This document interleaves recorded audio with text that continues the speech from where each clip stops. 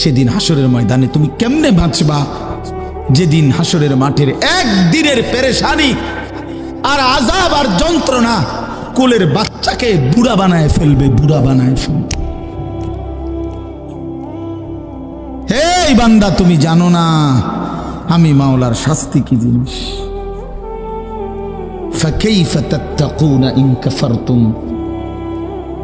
ইয়াওমান ইয়াজআলুল বিলদানা শিবা। একদিনে বাচ্চা বুড়া হয়ে যাবে, কোলের বাচ্চা বুড়া হয়ে যাবে। আল্লাহ বলছে এই পরিমাণ যন্ত্রণা পেরেশান। মানুষ বলে ভাই আমার এই 3 মাসের যন্ত্রণায় কষ্টে আমার চুল সাদা হয়ে গেছে, মানুষ এরকম বলে না। আল্লাহ তাআলা বলে বান্দা তুমি কেমনে নাফরমানি করছো, তুমি বুঝতেছো না বান্দা আমার আযাব কি পরিমাণ ভয়ঙ্কর, শাস্তি বড় ভয়ানক আমার। পুরস্কার যেমন অনেক বড়, শাস্তিও অনেক বড়। এজন্য দোস্ত বন্ধু রাত গভীরে ফিকির করে, ওই যে কুয়াশার ফোঁটা পড়তেছে গায়ে, ভেবে দেখেন জিন্দেগির হিসাব মিলায় দেখেন। আর কতদিন চুরি করবেন, আর কতদিন মিথ্যা বলবেন, আর কতদিন ডাকাতি করবেন, আর কতদিন কিস্তি নিবেন, আর কতদিন সুদ খাবেন, আর কতদিন মিথ্যা বলবেন, আর কতদিন ওজনে কম দিবেন, আর কতদিন কাস্টমারকে ঠকাবেন। আপনার ছেলেটা 365 দিনে খোদার 1 বছরে কোনো দিন ফজরের নামাজ পড়ে না। এই জানোয়ার আর কতদিন নামাজ ছাড়া থাকবে? এ তো মানুষের বাচ্চা না, এ তো হাইওয়ান, এ তো চতুষ্প জন্তু, এ তো শয়তান। যার কপালে সেজদা নাই তাকে শয়তান বলে। ইবলিস সেজদা দেয় নাই, এজন্যই আল্লাহ বলছে তুই শয়তান। ইবলিস সেজদা দেয় নাই, এজন্য বলছে ফাইন্নাকা রাজিম, তুই আজকের থেকে অভিশপ্ত। ইবলিস সেজদা দেয় না, এজন্য বলছে ওয়া ইন্না আলাইকা লানাতা ইলা ইয়াউমিদ্দিন, বেঈমান সেজদা দিলি না, আজকের থেকে কিয়ামত দিবস পর্যন্ত তোর উপরে আমি আল্লাহর লানত। এই বেনামাজি ছেলে মনে রাখো, তোর উপরে আল্লাহর লানত, আল্লাহর লানত, আল্লাহর লানত, আল্লাহর লানত। মালিকের অভিশাপ নিয়ে সুখে থাকা যায় না, আল্লাহর লানত নিয়ে সুখে থাকা যায় না, সুখ মিলে না।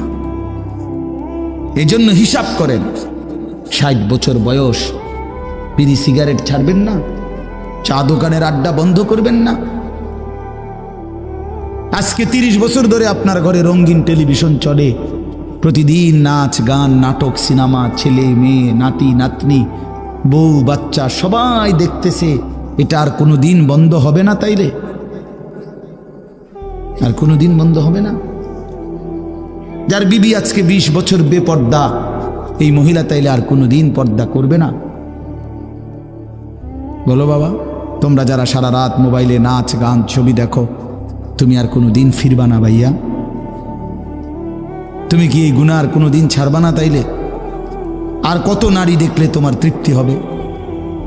আর কত ছবি দেখলে তোমার তৃপ্তি হবে? আর কোন দিন ফিরবার সময় হবে? এই রাত গভীরে শেষ হিসাব করে। আলাম ইয়ানি লিল্লাযীনা আমানু আন তাখশা কুলুবুহুম লিযিকরিল্লাহ। আল্লাহ বলে মুমিন ইমানদার বান্দা আমার, আমি আল্লাহর স্মরণে, আমার বন্দিগি আর আমার জিকিরের জন্যে তোমার দিলটা নরম হওয়ার সময় আজও কি হয়নি বান্দা? আলাম ইয়ানি, বলেন বাবা, বলেন ছেলেরা, বলো বন্ধু, বলো আর কোন দিন সময় হবে? আর কোন দিন ফিরবা? কোন দিন? বয়স্ক বাবা আপনি ফিরবেন কোন দিন? আমি ফিরব কোন দিন? আল্লাহ আমাদেরকে বুঝ দান করেন, আল্লাহ আমাদের কলিজার মধ্যে ফিকির দান করেন। কোরআনুল কারীমের 29 নম্বর পারা 67 নম্বর সূরা, সূরা মুলক, এই সূরা থেকে 3টা আয়াত আমি তেলাওয়াত করেছি। 12, 13, 14 আর অল্প একটু সময়। এখান থেকে একটু কথা বলি তাইলেই শেষ। 1 নম্বর কথা হলো সূরা মুলক। সূরাটার নাম কোরআনুল কারীমের অত্যন্ত ফজিলতপূর্ণ একটি সূরা। রাসূলুল্লাহ সাল্লাল্লাহু আলাইহি ওয়াসাল্লাম বলেছেন, হিয়াল মানিআতু হিয়াল মুনজিয়াতু তুনজিহি মিন আযাবিল কবর। রাসূলুল্লাহ, একটু মনোযোগ দিয়ে শুনেন, দেরি করব না আমি। রাসূলুল্লাহ সাল্লাল্লাহু আলাইহি সাল্লাম বলেন, এই সূরা মুলক 67 নম্বর এই সূরাটি হচ্ছে বাধা দানকারী, রক্ষাকারী। প্রশ্ন হলো কিসের থেকে রক্ষা করে, কিসের বাধা দেয়? তো নবীজি বলেন, তুনজিহি মিন আযাবিল কবর। এই সূরাটি কবরের আযাব থেকে যে নিয়মিত পড়বে তাকে রক্ষা করবে, কবরের আযাব থেকে বাধা দিবে, কবরের আযাব থেকে রক্ষা করবে। কোন সূরা? সবাই বলেন। ছোট্ট সূরা, মাত্র 30টা আয়াত, 29 পারায়। এই ছোট্ট সূরাটি রাসূলুল্লাহ সাল্লাল্লাহু আলাইহি সাল্লাম বলেন কবরের আযাব থেকে রক্ষা করবে।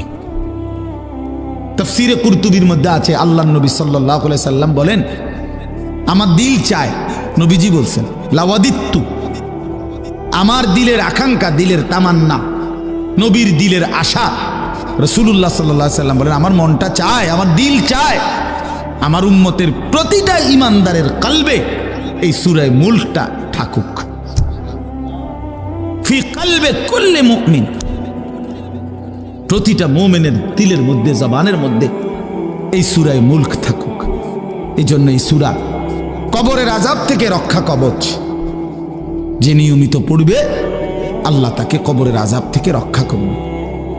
এখানে আরেকটা প্রাসঙ্গিক বিষয়, কবরের আযাব আমাদের মৃত্যু পরবর্তী হাসরের ময়দানে উঠার আগ পর্যন্ত এই মাঝখানের এই সময়টাকে কবরের জীবন বলে। কারো যদি স্বাভাবিক মৃত্যু হয় অথবা অস্বাভাবিক মৃত্যু হয়, কারো যদি মাটির কবর কপালে জোটে অথবা নাও জোটে, মৃত্যু মানেই আবার হাসরের মাঠে উঠা পর্যন্ত মাঝের এই সময়টাকে কবরের জীবন বলে।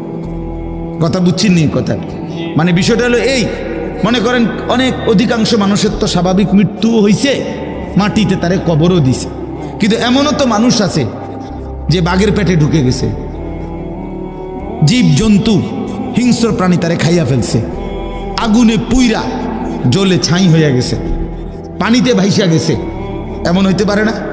তো তার কবর কই? তার তো মাটির দাফন করছে না। কথা বুঝছেন? কিন্তু তার মৃত্যু হয়েছে কিনা?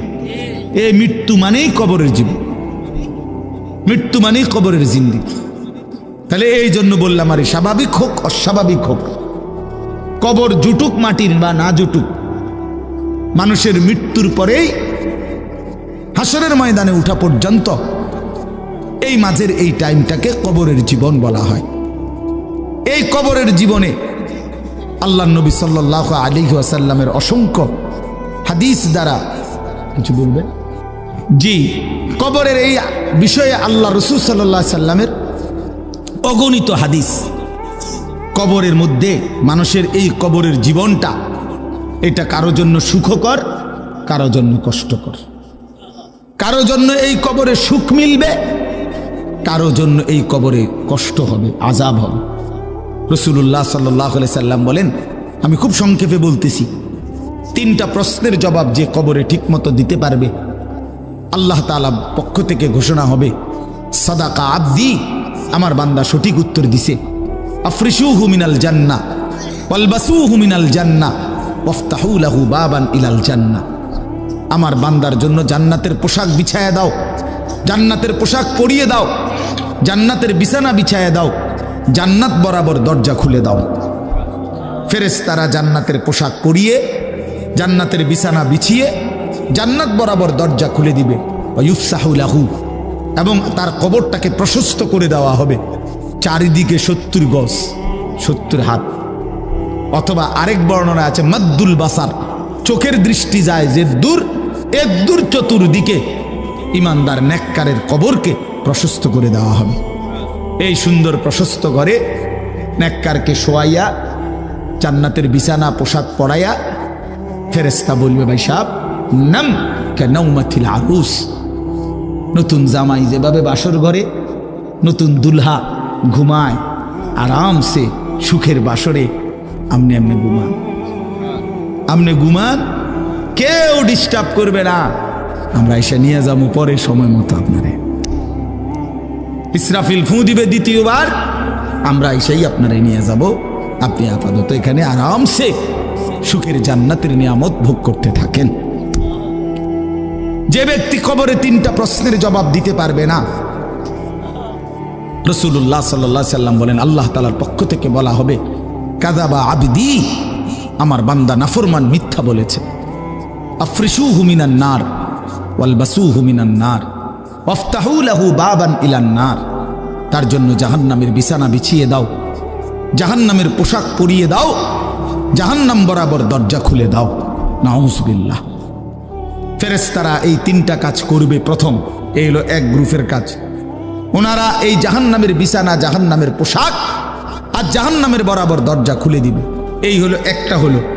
2 নাম্বার, আল্লাহ রাসূল সাল্লাল্লাহু আলাইহি ওয়াসাল্লাম বলেন এই নাফরমানের কবরে এরপরে একজন ফেরেশতা আসবে। সেই ফেরেশতা এসে ইউদরাবু লাহু বিমিতরাকাতিম মিন হাদিদ, লোহার একটা মুগুর, লোহার একটা হাতুড়ি দিয়ে এই নাফরমানকে একটা আঘাত করবে। দরবাতান বাইনা উদুনাইহি, আঘাতটা 2 কান বরাবর মাঝখানে। নবীজি বলেন ফায়াসিহু সাইহাতান, বেঈমান তখন কবরে একটা চিৎকার মারবে। ইয়াসমাউহা মান ইয়ালিহি ইল্লা সাকালাইন, মানুষ এবং জিন ব্যতীত আল্লাহর সমস্ত সৃষ্টি নাফরমানের চিৎকারটা শুনতে পাবে। এইভাবে ফেরেশতা তাকে আঘাত করতে থাকবে। এবং হাদিসে আছে আল্লাহ রাসূল বলছেন ওই ফেরেশতার বৈশিষ্ট্য হইল অহুয়া আ'মা ওয়া আসাম্মু, এই ফেরেশতাটা অন্ধ এবং কানে শুনে না। এই যে আঘাত করতেছে সে কানেও শুনে না, চোখেও দেখে না। তার মানে এই বেঈমান যত চিল্লানি চিল্লাক, ফেরেশতা চোখেও দেখে না, কানেও শুনে না, উনি ওনার ডিউটি পালন করেন।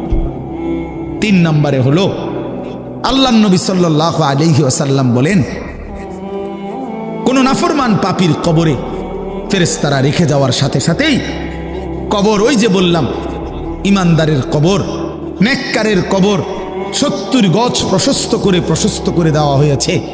আর এই বেঈমানের কবর দুনিয়ার মানুষও যে দূর খুঁড়ছিল, কবর বানাইছিল, এর দূরও না, তাকে কবরের মাটি তারে একবার সংকীর্ণ করে ফেলবে, চাপ দিবে। এই চাপে ডান পাশের মাটি বাম দিকে চলে আসবে, বাম দিকের মাটি ডান দিকে চলে আসবে। আল্লাহর নবী সাল্লাল্লাহু আলাইহি ওয়াসাল্লাম বলেন, আহা, নবীজি বলেন এই উদাহরণ দিয়ে বুঝাইছেন, ডান পাশের মাটি যখন বাম দিকে, বাম দিকের মাটি ডান পাশে, তো ডান পাশের হাড্ডি, পাঁজরের হাড্ডি, এই যে সাতনার হাড্ডি নি কয়, এটা কি হাড্ডি কয়, পাঁজরের সাতনার হাড্ডি, এগুলা ভাঙ্গা এই বাম দিকে ঢুকে যাবে, বাম দিকের গুলো ডান দিকে ঢুকে যাবে। রাসূলুল্লাহ বুঝাই দিয়েছেন হাত্তা তাখতালিফা আদলাউহু, এই যে শব্দটা এরকম, এই যে ভাই দেখেন এই 2 আঙ্গুল যেভাবে একটা আরেকটার ভিতরে ঢুকে গেছে, খোদার কসম রাসূল বলছে 2 পাশের হাড্ডি এভাবে একটা আরেকটার ভিতরে ঢুকে যাবে। রাসূলুল্লাহ সাল্লাল্লাহু আলাইহি সাল্লাম বলেন এভাবে নাফরমানের কবরে আযাব হতে থাকবে। প্রিয় বন্ধু আমার, আল্লাহ রাসূল সাল্লাল্লাহু আলাইহি সাল্লামের এরকম অসংখ্য হাদিস দ্বারা প্রমাণিত কবরে আযাব হবে। রাসূলুল্লাহ সাল্লাল্লাহু আলাইহি ওয়াসাল্লামের সাহাবী হযরত বারা ইবনে আযিব রাদিয়াল্লাহু তাআলা আনহু, তিনি বর্ণনা করছেন, আমার কাছে একটা আরবি কিতাব আছে আত-তাযকিরা, ইমাম কুরতুবির কিতাব, আখিরাত সম্পর্কিত, ওইখানে কিতাবের মধ্যে আছে হযরত বারা ইবনে আযিব বলেন আমরা একদিন নবীজির সাথে এক সাহাবীর জানাজা পড়তে গেছিলাম। জানাজা পড়তে গিয়ে নবীজি ওই সাহাবীর কবরের সামনে গিয়া প্রথম দাঁড়াইছেন, খালি কবরটা, তখনও কবর জানাজা পড়ায় নাই। তো তিনি বলেন আল্লাহর নবী কবরের দিকে তাকায়া অজরে অনেকক্ষণ কাঁদছেন নিজে। হযরত বারা ইবনে আযিব বলেন আমরাও নবীজির সাথে কাঁদতে শুরু করলাম, নবীও কাঁদে, আমরাও কাঁদলাম।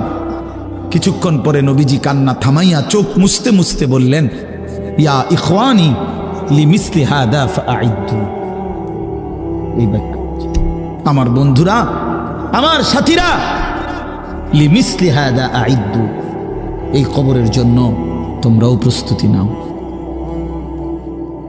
এই কবরের জন্য তোমরাও রেডি হও। আজ আমার এই সাহাবীকে দাফন করা হবে, এই আজ কিংবা কাল একদিন আমাদেরকে ওই কবরে যেতে হবে, রেডি হও। এভাবে নবীজি কাঁদছেন।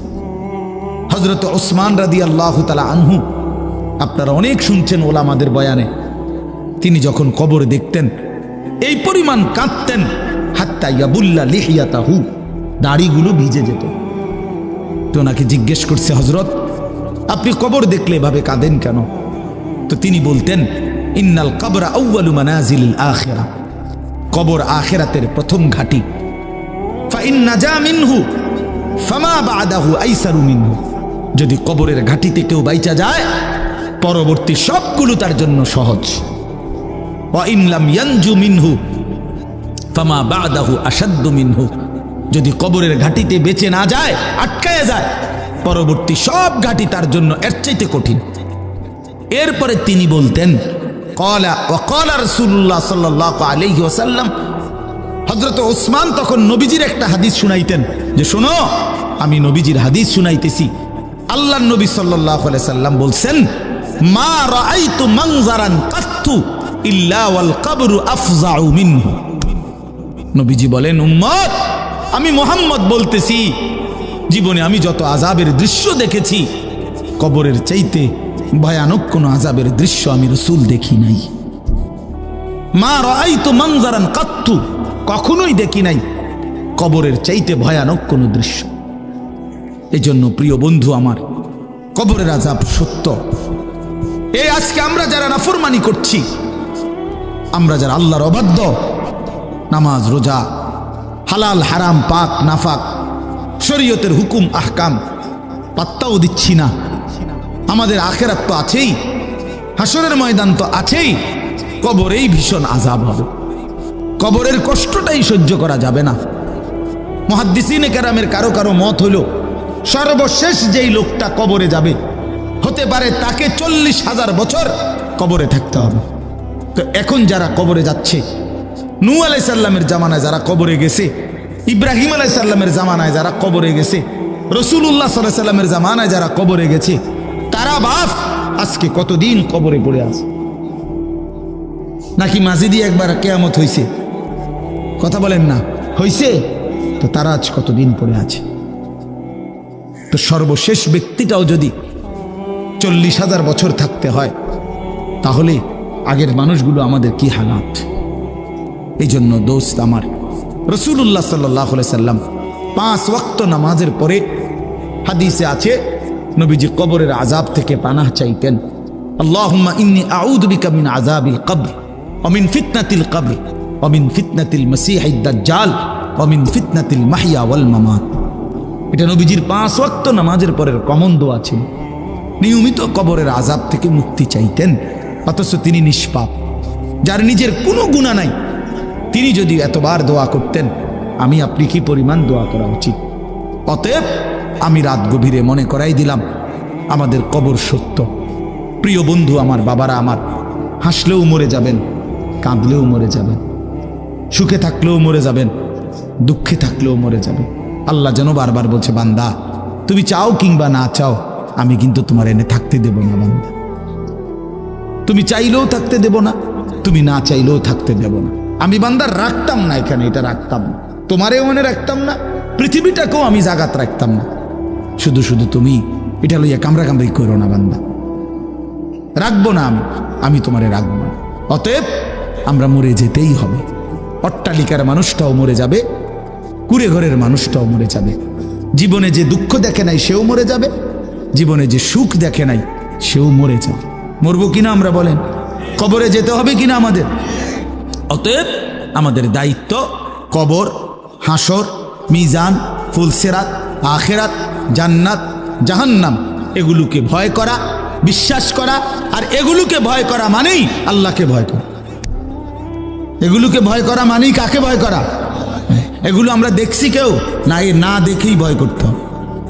কবর, হাসর, মিজান, ফুলসিরাত, জান্নাত, জাহান্নাম, কবরের শান্তি, কবরের শাস্তি, এগুলো না দেখেই বিশ্বাস করা, এটাই আল্লাহর ভয়, এটাই আল্লাহকে ভয়। আর আল্লাহকে যে ভয় করে, এগুলোকে যে ভয় করে, আল্লাহর কসম এটার অর্থই হলো সে গুনাহ থেকে নিজেকে বিরত রাখে।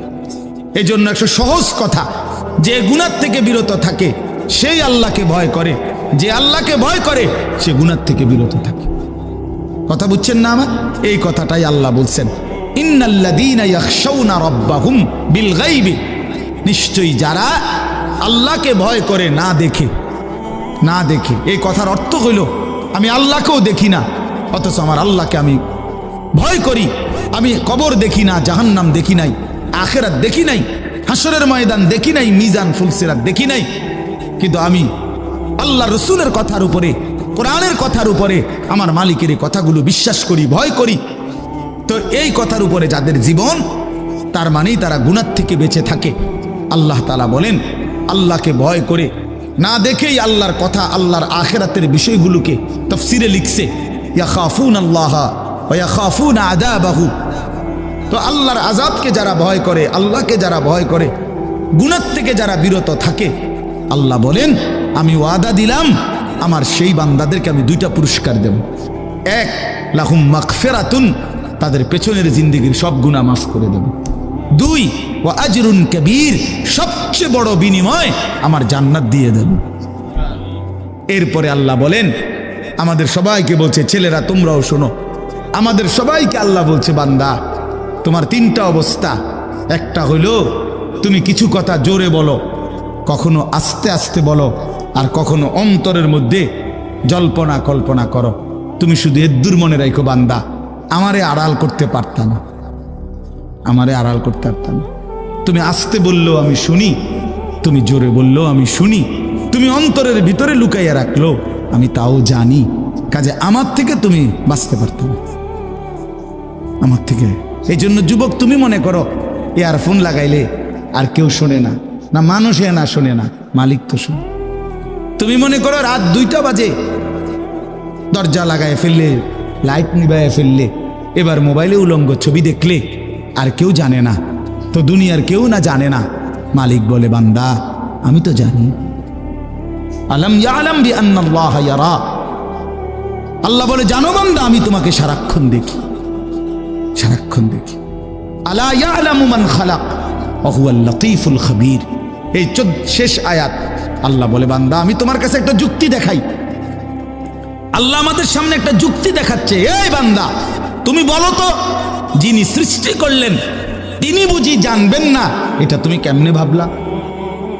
আলা ইয়ালামু মান খালাক, যিনি বানালেন তিনি জানবেন না? এটা যিনি বানাইলো, যে কোম্পানি, আপনি যদি বলেন যে এই কোম্পানির মেন যারা প্রোডাক্ট করলো, এটা উৎপাদন করলো, তারা বুঝি জানে না যে কোন দিয়ে এন দিয়ে কথা কয় না, এন দিয়ে কথা কয়, এরা জানে না, আপনি পণ্ডিতি করলো বেনে নাকি? কথা বলেন না? তাহলে যিনি বানাইলেন তিনিই তো অধিক জানবেন, ঠিক কি না বলেন? আল্লাহ তাআলা বলেন, বান্দা আমার থেকে লুকাইবা কেমন? আমি তো তোমাকে বানিয়েছি, আমি তো তোমাকে সৃষ্টি করেছি। মজার কথাগুলো তাফসীরের মধ্যে লিখছে, মক্কার কুরাইশরা এই আয়াতের ব্যাখ্যার মধ্যে আছে, ও আসিররু কাওলাকুমের, মক্কার কুরাইশরা নবীজির বিরুদ্ধে দিবানিশি ষড়যন্ত্র করত। তো ষড়যন্ত্র করলে মাঝে মধ্যে বইয়া কথা যে কইতো, তো বাটফারেরা কইতো কি একজন আরেকজন, আস্তে কো, আস্তে, হেই আস্তে আস্তে, আসিররু, আস্তে কও। কেন? কাইলা ইয়াসমা রাব্বা মুহাম্মদ, যেন মুহাম্মদের খোদা শুনতে না পায়। আস্তে কো বেটা। আচ্ছা, তো মুহাম্মদের খোদা শুনলে কি হবে? কয় তাইলে জিব্রাইল রে পাঠাইয়া কইয়া দিব। এটা আছে তাফসীরে, মুহাম্মদের খোদায় জিব্রাইল পাঠাইয়া মুহাম্মদকে জানায় দিবে, শেষে আমগো পরিকল্পনা সব ভেস্তে যাবে, বাদ যাবে, কাজে আস্তে কও। তো আল্লাহ তাআলা তখন বলে, হারে বান্দা, বেকুব কি আর আড়ে বাজারে ওঠে?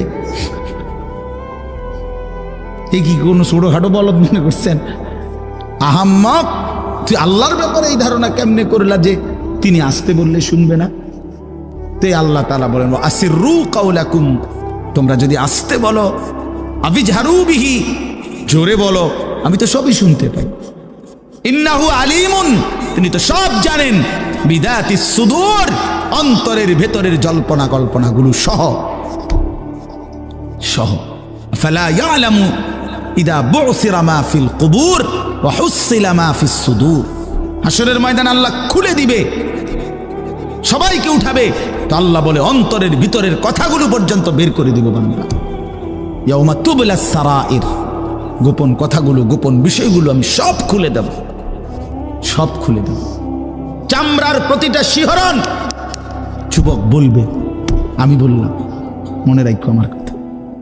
এই যে আমাদের চামড়ায় নারী দেখলে, ছবি দেখলে, নর্তকী দেখলে, উলঙ্গ নাচ দেখলে, অশ্লীল দৃশ্য দেখলে শরীরের চামড়ার মধ্যে শিহরণ হয়, শাহওয়াত জাগে। খোদার কসম, হাসরের ময়দানে এই চামড়া বলবে, আল্লাহ শাহিদা আলাইহিম সামউহুম ওয়া আবসারুহুম ওয়া জুলুদুহুম। এই চামড়া বলে দিবে, আল্লাহ বেঈমান আমারে দেখা এই শরীরে এই চামড়া এতবার শিহরিত, অশ্লীলতা, বেহায়াপনা, জিনা, ব্যভিচারের প্রতি এতবার আগ্রহী হয়েছে। শরীরের চামড়াগুলো কথা বলে, মানুষের সমস্ত শাহওয়াত চামড়া, যৌন চাহিদা উপাদান মেন এই চামড়ার মধ্যে। এই জন্য যত ডাক্তার চর্ম ডাক্তার, তত ডাক্তার যৌন রোগের ডাক্তার, চর্ম ও যৌন রোগ বিশেষজ্ঞ। এইটার মূল কারণ এটা, চর্মের সাথে যৌন সম্পর্ক, অর্থাৎ এই শাহওয়াতের গভীর সম্পর্ক। আল্লাহ বলছে শাহিদা আলাইহিম সামউহুম ওয়া আবসারুহুম ওয়া জুলুদুহুম।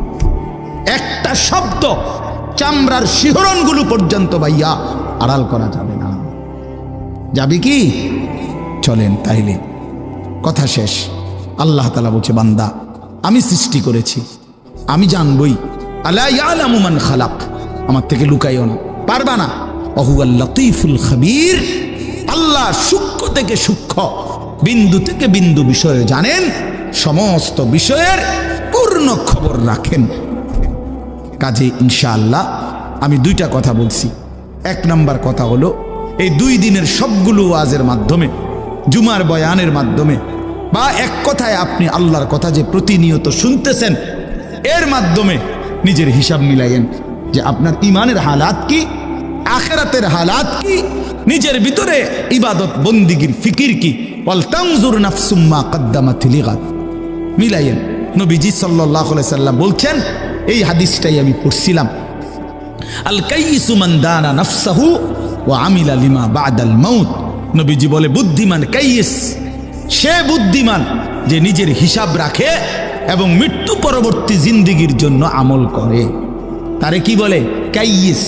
ওই সৌদি আরব যারা থাকে প্রবাসী, তারা এটা কয়, সৌদি আরবের কোয়াইস। কোয়াইস মানে কাইয়িস, সালা কোয়াইস মানে হলো কাইয়িস, বিচক্ষণ, বুদ্ধিমান, চালাক, যে নিজের হিসাব রাখে, মৃত্যু পরবর্তীর জন্য আমল করে। ওয়ালা আজিজু মান আতবা নাফসাহু হাওয়াহা ওয়া তামান্না আলা আল্লাহ। আর আল্লাহ বলে, অপদার্থ, ব্যর্থ, ফালতু, অকর্মণ্য সে যে সর্ব বিষয়ে নিজের মনে যা চায় তাই অনুসরণ করে, আর কথায় কথায় এমনি করে নাফরমানি, ভরসা করে আল্লাহর উপর, মুখে বিড়ি, আল্লাহ ভরসা, টাঙ্গাইয়া ফিটবো, টাঙ্গাইয়া আড্ডি মাড্ডি গুড়া গুড়া করে লাগবে একদম সিটারি। হ্যাঁ, সুদের ব্যবসা, বাটফারির ব্যবসা, সাধুয়ানে বইয়া আপনার বেডির দিকে চাইয়া রয়েছে, নাচ গান নাটকে, টেলিভিশনে, এনে বইয়া আল্লাহ ভরসা। আও মারতো না, যত কয় হুজুর এত না, কইতে লাগলে কি গাড়া কম কয় নিও, যত কয় এত না। তোমার আলগা কেডা বলছে, কোন ইবলিস তোমারে বলছে যে যত কয় তার অর্ধেক? কথা বুঝছেন? অর্থ হইল ভরসা করে এমনি, কিন্তু করে কি গুনাহ। তো এই আল্লাহ তাআলা বলছি, বুঝি বান্দা তুমি 24 ঘন্টা গুনাহ করতে থাকো, আমি ভরসা, এটা আল্লাহ বলছেন? না না, আল্লাহ বলছে তওবা করো, আমি ভরসা। ঠিক কিনা বলেন না? ছেড়ে দিলে ভরসা, আর করবা না, ওয়াদা দিলে ভরসা, লজ্জিত হয়ে মাফ চাইলে আমি ভরসা, আমি মাফ করে দেব। তো ইনশাআল্লাহ আমরা প্রত্যেকেই নিজের ঈমান আমলের জন্য ফিকির করব।